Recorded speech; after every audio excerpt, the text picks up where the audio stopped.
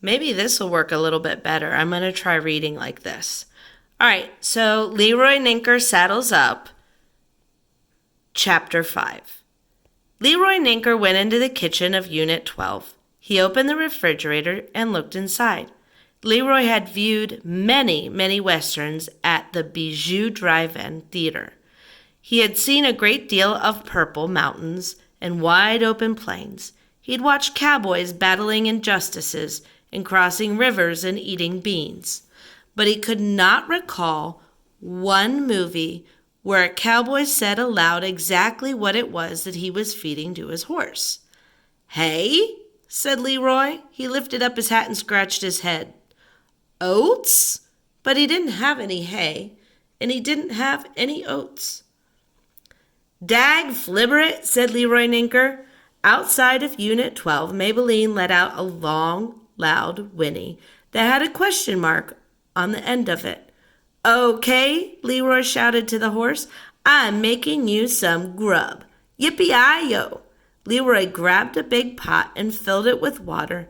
He turned the heat on high. He filled another pot with tomato sauce. Patty Lamarck had said nothing about whether or not Maybelline liked spaghetti. But didn't everyone like spaghetti? After Leroy Ninker added the noodles to the pot, he went outside, and he leaned up against his horse. Her flank was very warm. She was an extremely comforting horse to lean against. Maybelline turned her head and looked at Leroy, and then she put her nose up in the air and sniffed. "That's right," said Leroy. "I'm cooking you some grub."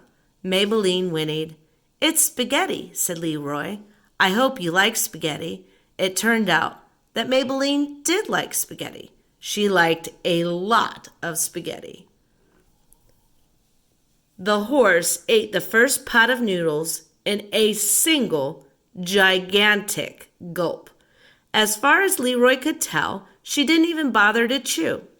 When she was done, Maybelline lifted her head from the pot and looked at Leroy in a meaningful way. Leroy said, "Yippee-yi-yo!" and he went running back into Unit 12 with the empty pot and started boiling more water.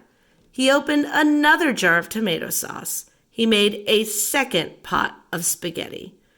After that, he made a third pot of spaghetti. By the time Maybelline was done eating, the stars were shining in the sky, and the moon was looking down, and there was not one noodle of spaghetti left in Unit 12. Leroy Ninker was very tired. He leaned against his horse and looked up at the stars. But when he closed his eyes, he saw that Patty Lamarck was... But when he closed his eyes, what he saw was Patty Lamarck. Her face was as big as the moon, and her mouth was opening and closing and opening and closing. Leroy knew exactly what she was saying. Patty Lamarck was reciting item 3. "Maybelline," said Leroy. Maybelline turned and put her nose in Leroy's face. "I've remembered item 3, said Leroy Ninker. "Item 3 is that you are the kind of horse who gets lonesome quick." Maybelline nickered. "But you cannot fit inside Unit 12, said Leroy. Maybelline shook her head. "Okay, then," said Leroy. "I will stay here with you." He took off his boots, he removed his lasso, he loosened his belt, and he lay down at Maybelline's feet. He put his hat over her eyes. He sighed a happy sigh. "I've made a lot of mistakes in my life," said Leroy Ninker from underneath his hat. "I've done some things I wish I had not done. I've taken some wrong turns." There was a long silence. Leroy moved his hat, and he looked up at the Maybelline.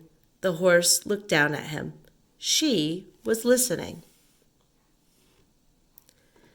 "There was a time in my life when I was a thief," said Leroy.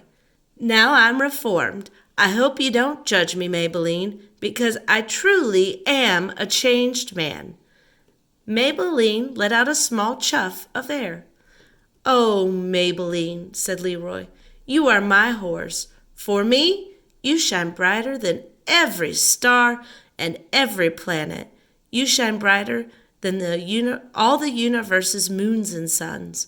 They are not enough yippee-yi-yos to describe you, Maybelline. I love you.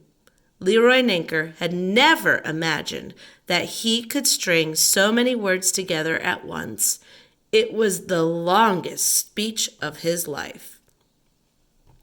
He looked up at Maybelline, and she looked down at him. Leroy's cheeks felt hot. He lowered his hat so that it covered his face. "Good night, Maybelline," he whispered. Leroy closed his eyes. He thought very hard. Had his heart been waiting for Maybelline to come along so that it could open wide and he could speak of all the beautiful words that he had been hiding inside of him? It was an amazing concept to consider, and the cowboy fell asleep considering it.